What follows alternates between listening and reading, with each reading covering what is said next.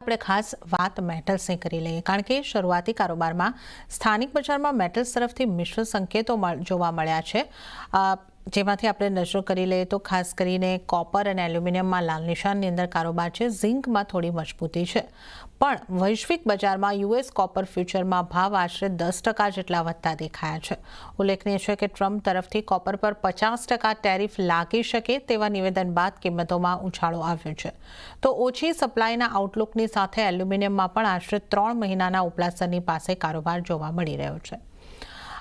ભાવિકજી, copper એલ્યુમિનિયમને તમે ખાસ કઈ રીતે જોઈ રહ્યા છો ને ઓવરઓલ મેટલ્સમાંથી આપની કઈ રીતની સલાહ બનશે? કારણ કે જે રીતે આપણે યુએસ ફ્યુચર્સમાં મોટા ઉછાળા જોઈ રહ્યા છે, ભારતીય બજારમાં સીમિત રેન્જમાં કારોબાર છે, તો આપણે કઈ રીતે સ્ટ્રેટેજી બનાવવાની રહેશે મેટલ્સ માટે? તો સાચું કીધું. કોપર કોમેક્સમાં આપણે જોઈએ ઇન્ટરનેશનલ માર્કેટમાં યુએસના ખાસ કરીને તો તે 13% ઉછળ્યું હતું અને ત્યાં લાઈફ ટાઈમ હાઈ ઉપર છે. જ્યારે એલએમઈ જોઈએ તો આપણું એમસીએક્સી છે એલએમઈને ટ્રેક કરતું હોય છે, તો એલએમઈમાં ખાસ કોઈ મુવમેન્ટ નથી આવી. એક નાની જર્ક મુવમેન્ટ આવી હતી અને સેમ એ આપણે એમસીએક્સમાં પણ જોયું હતું કે ગઈકાલનો જે ભાવ હતો એ જ નિયરલી આવી ચૂક્યો છે. આઈ થિંક આ એક રિએક્શન એ છે કે અત્યારના કોપરની જે ઇન્વેન્ટરીઝ છે એ ફરીથી એલએમઈ અને ગ્લોબલી છે યુએસમાં જઈ રહી છે કે ઇમ્પોર્ટ આવે એનાથી પહેલાં. બટ આઈ થિંક આ ઓવરઓલ યુએસ માટે ખરાબ જ છે, કારણ કે લોકોનું જે મેન્યુફેક્ચરિંગની કોમ્પિટિટિવનેસ છે એ ઘટવાની છે.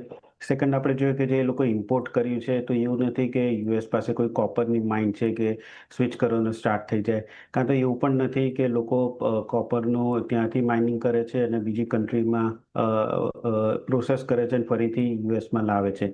એટલે આઈ થિંક આ એક નેગેટિવ ફેક્ટર જ છે કોપર માટે. હાલ અત્યારના ઇમ્પોર્ટના લીધે આપણે જોઈ રહ્યા છે કે મોસ્ટ ઓફ ઇન્વેન્ટરીઝ છે એ બીજી બધી એક્સચેન્જમાંથી ઓછી થઈને યુએસમાં જઈ રહી છે.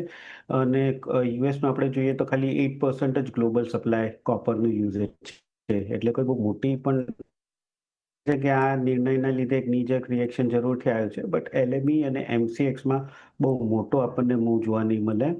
અને ઓવરઓલ આઈ થિંક લાગે છે કે કોપર હજી પણ થોડું કરેક્ટ થઈ શકે એવું દેખાઈ રહ્યું છે. આજે પણ આપણે જોઈએ તો થોડા લાલ નિશાનમાં જ છે. તો કોપરમાં આજના દિવસમાં 892ની આસપાસ એકવાર શોર્ટ કરી શકાય છે 885ના ટાર્ગેટથી, અને 900નો સ્ટોપ લોસ રાખી શકાય. એલ્યુમિનિયમની વાત કરીએ તો એલ્યુમિનિયમમાં પણ આપણે ગઈકાલે થોડુંક તેજી જોયા પછી સ્લાઇટ વીકનેસ જોવા મળે છે. પછી એલ્યુમિનિયમમાં પણ મને લાગે છે કે માર્કેટ એક રિએક્શન આપી ચૂક્યું છે અને હાલ અત્યારના જે રીતે ડોલર ઇન્ડેક્સમાં મજબૂતી દેખાઈ રહી છે એ રીતે લાગે છે કે આજ થોડુંક એલ્યુમિનિયમમાં પણ વીકનેસ જોવા મળી શકે છે. તો એલ્યુમિનિયમમાં પણ 249ની આસપાસ શોર્ટ કરી શકાય છે 247ના ટાર્ગેટથી, અને 250નો સ્ટોપ લોસ રાખી શકાય છે.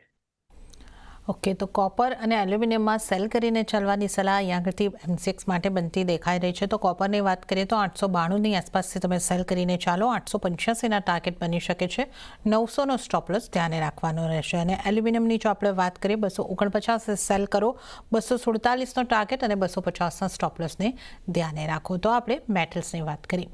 હવે સોના